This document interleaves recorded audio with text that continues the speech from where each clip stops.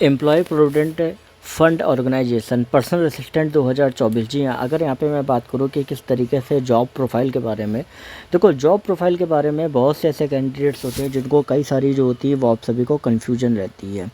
अब ये कन्फ्यूजन जो है ये मैं आपको दूर करने वाला हूँ, क्योंकि बहुत से ऐसे कैंडिडेट्स ये सोचते हैं कि भाई पर्सनल असिस्टेंट को जो होता है ना वो कई सारे काम करने होते हैं, ऐसा वैसा ये वो।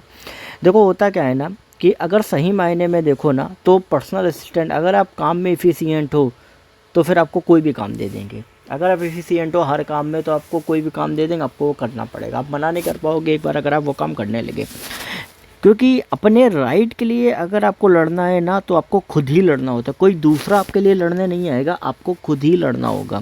तो ये चीज़ ध्यान में रखें कि जो हर काम कोई होता है नहीं मैं तो मल्टी टैलेंटेड हूँ, नहीं, आपको अपना जो जॉब प्रोफाइल है वो आपको फिक्स करना होगा। क्योंकि जब तक आप अपने जॉब प्रोफाइल पे नहीं आप होगे, कल को अगर आपसे कोई गलती हो गई, साहब ये पूछेगा कि ये तो तुम्हारा काम नहीं था फिर तुमने क्यों किया। तो हमेशा अगर आप अपने काम के लिए, अपनी जॉब प्रोफाइल के लिए अगर आपको सारी चीज़ें पता है तो ही जाके आप आगे अपने लिए एक स्ट्रॉन्ग ओपिनियन रख पाओगे। ठीक है, साथ में अगर हम बात कर ले काम के बारे में, देखो सबसे पहला जो काम क्या होता है ना वो आपका ये रहता है कि जो भी आपका ऑफिसर है उस ऑफिसर से जो भी आप इंस्ट्रक्शंस, जो आपको कहीं ना कहीं ऑफिसर जो होता है कई बार नीचे वालों को कहीं ऊपर देता है, ठीक, ऊपर अपने जो भी सीनियर्स होते हैं उनको देता है, नीचे देता है, तो उसके लिए आपको क्या करता है कि कोई भी मान लो लेटर टाइप करा है तो डिक्टेशन देता है। आपने क्या किया, आपने टाइप किया, फिर उसको एक बार ऑफिसर को दिखाया तो उसने करेक्शन किए, फिर वो फाइनल वो करके उसने आपको दिया, उसने साइन किया, आपने क्या किया उसको प्रॉपर मेल किया, मेल आईडी पे मेल किया, चाहे नीचे नीचे स्टाफ में देना है या ऊपर के ऑफिसर्स सीनियर्स को देना है। ठीक है, दूसरा काम क्या होता है, ये तो हो गया उसका काम। दूसरा काम क्या होता है कि ऑफिसर को असिस्ट करना। किस बारे में असिस्ट करना, मान लो उसको कोई भी चीज़ या कोई भी इन्फॉर्मेशन जो है वो कहीं ना कहीं आपको चाहिए। मान लो अगर उसने बोला कि यार क्या करो ना कि डीएम ऑफिस में मेरे को बात करनी है, डीएम से बात करनी है, समझना बात को, डीएम से बात करनी है। आपका हो सकता है कि वो जो ऑफिसर वो हो सकता है कि आपका ग्रुप ए का कोई ऑफिसर हो, ठीक है, क्योंकि ग्रुप ए का ऑफिसर होगा तभी तो वो कौन से डायरेक्ट डीएम से बात करेंगे ना। ग्रुप बी का कोई होगा तो इतना वो नहीं, हिम्मत ही नहीं पड़ेगी, मैं आपको बात बता दूं। ठीक है, वो हो सकता है कि वो फिजिकली जाए, फ़ोन पे नहीं। ग्रुप एक ऑफिसर जो होता है वही डायरेक्ट बात करे, तो उसके लिए क्या वो क्या करेगा, वो आपसे बोलेगा कि एक काम करो डीएम से मेरी बात करो। अब डीएम से उन्होंने बात करने को बोल दिया तो आपका क्या काम रहेगा, आपका क्या काम रहेगा कि डीएम ऑफिस का पहले आपको नंबर निकालना होगा।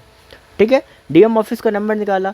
ये हमेशा ध्यान में रखना कि स्टेनो की पोस्ट क्यों नहीं ख़त्म हो पाती है, क्योंकि स्टेनो का काम एज ए पीए का होता है। तो डीएम के जो ऑफिस का नंबर होगा ना वो डीएम कभी नहीं उठाता है। जिस तरीके से जिस ऑफिसर के आप अंडर में हो उस ऑफिसर के पास जो फ़ोन होगा वो ऑफिसर कभी नहीं उठाएगा। वो फ़ोन उठाने का काम किसका है, वो फ़ोन उठाने का काम आपका या कोई दूसरे स्टाफ का होगा, बाकी उस ऑफिसर का काम नहीं है। तो आप जब डीएम ऑफिस फ़ोन करो तो वहाँ का फ़ोन कौन उठाएगा, स्टेनो उठाएगा।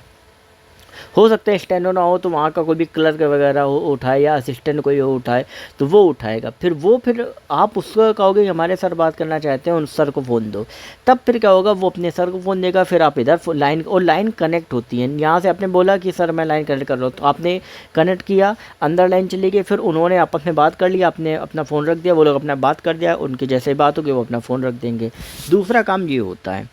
तीसरा काम ये होता है कि मान लो कोई उनको कहीं पे ऑफिशियल टूर पे जाना है, ठीक है, ऑफिशियल टूर पे जाना है, तो उन्होंने क्या किया, बोला कि यार एक काम करो फ़्लाइट का टिकट कर दो, ठीक है, या ट्रेन का टिकट कर दो। तो वो जो काम होता है टिकट का वो आपका होता है। ठीक है, कई बार ऑफिशियल दौरे पे हो गया कि भाई ट्रेन को टिकट कंफर्म कराना है, क्या कराना है, तो उसके लिए क्या होता है कि आपको वो लेटर पूरा बनाते हैं, वीआईपी कोटे से कंफर्म होता है। ठीक है, ऑफिशियल टूर पे मैं बता रहा हूँ, नॉट पर्सनल, ओनली ऑफिशियल, वो आपका हो जाता है। ठीक है, इसके अलावा मान लो अगर कहीं पे आपकी मीटिंग है, ठीक है, या मान लो उनकी कोई मीटिंग है तो उसको रिमाइंड कराना आपका काम है, क्योंकि आप उसके असिस्टेंट हो तो आपको सारी चीज़ें वो करानी, उनको ध्यान दिलाना जो हो सकता है। ठीक है, या मान लो आप कहीं कॉन्फ्रेंस है, आप वहाँ पे गए तो वहाँ पर इनिशियल जो आप जाओगे सबसे पहले आप आगे बढ़ोगे, आप उनके आगे जाओगे, ठीक है। फिर उसके बाद फिर क्या होगा ना कि अब जो भी चीज़ें होंगी वो होगी, ठीक है। फिर उसके बाद आप उनको वो करो कि नहीं यार सर ऑल ओके, अब आप जाके आप जो भी आप आगे जो उनका कॉन्फ्रेंस में जो भी बोलना है क्या वो